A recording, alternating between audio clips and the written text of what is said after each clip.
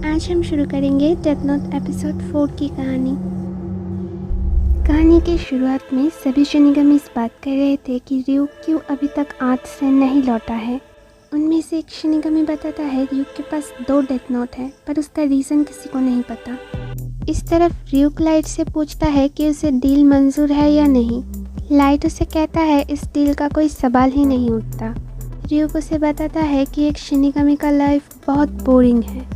वो इंसान का लाइफ स्पैन लेते हैं क्योंकि उसे मरने से बहुत डर लगता है, और वो बताता है लाइट जैसे डेथ नोट को यूज़ कर रहा है वो एक अच्छा शिनिगामी है।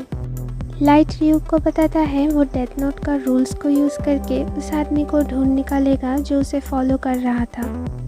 दूसरी तरफ पुलिस डिपार्टमेंट का चीफ सोई शिरोयागामी को एक फ़ोन कॉल आता है जिनसे उन्हें पता चलता है 6 और कैदी मर चुके हैं। वो सब हार्ट अटैक में मर जाते हैं, पर उनमें से एक दीवार पे एक पेंटाग्राम बनाता है और दूसरा आदमी मरने से पहले एक लेटर लिख जाता है। तीसरा कैदी मरने से पहले भागकर बाथरूम तक जाता है।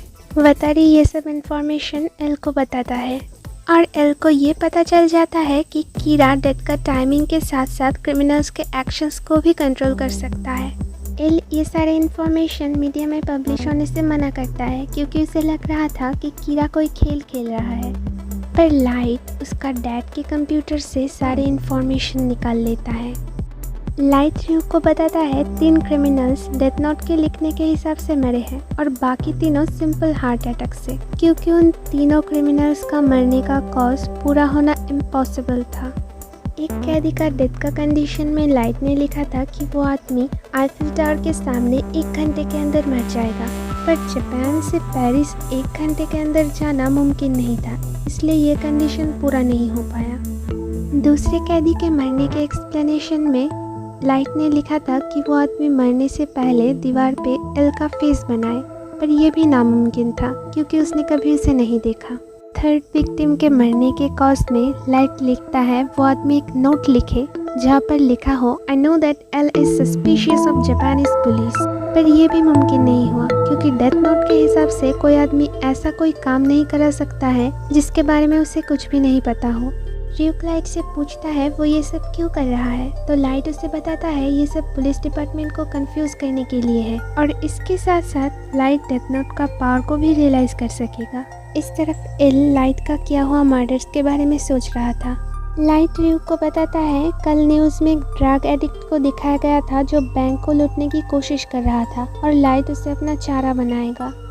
इसके बाद लाइट एक लड़की के साथ अपना डेट फिक्स्ड करता है और लाइट देखता है वो स्टॉकर अभी भी उसका पीछा कर रहा है। वो आदमी एक नोट पर लिखता है चीफ यागामी का बेटा लाइट यागामी एक नॉर्मल स्टूडेंट है और उस पर शक करने का कोई मतलब नहीं है। लाइट और उसका स्टॉकर एक बस पर चढ़ जाते हैं और वो स्टॉकर लाइट के पीछे बैठ जाता है। एक जगह पर बस रुकने से वो ड्रग एडिक्ट बस पर चढ़ जाता है और वो क्रिमिनल ड्राइवर के सर पर गन पॉइंट कर कॉल करके कुछ कैश मंगवाता है।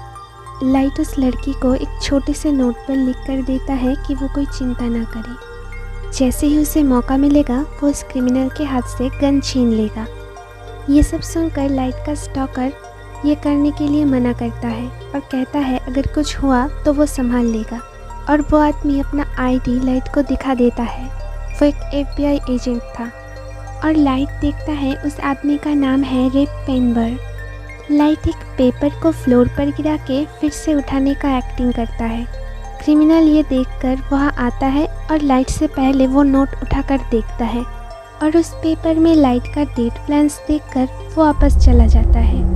जैसे ही वो आदमी पीछे मुड़ता है वो बहुत डर जाता है और चिल्लाने लगता है क्योंकि उसने ryuk को देख लिया था। इसका मतलब जो पेज उसने उठाया था वो डेथ नोट का पेज था। वो आदमी ryuk पर बुलेट शूट करता है पर उसका कोई असर ryuk पर नहीं होता है। इससे वो आदमी और भी घबरा जाता है। जब उसका बुलेट खत्म हो जाता है तो रिप पेनबर उसे पकड़ने के लिए उसके पीछे भागता है और वो क्रिमिनल जब बस से उतरता है तो एक कार एक्सीडेंट में मर जाता है और लाइट अपने मन ही मन कहता है अगली बारी तुम्हारी है रिप पेनबर। और यही खत्म होता है डेथ नोट एपिसोड 4 की कहानी। आगे की कहानी को जानने के लिए चैनल को सब्सक्राइब कीजिए और पिछले एपिसोड्स को देखने के लिए आई बटन पर क्लिक कीजिए। आज के लिए इतना ही, बाय।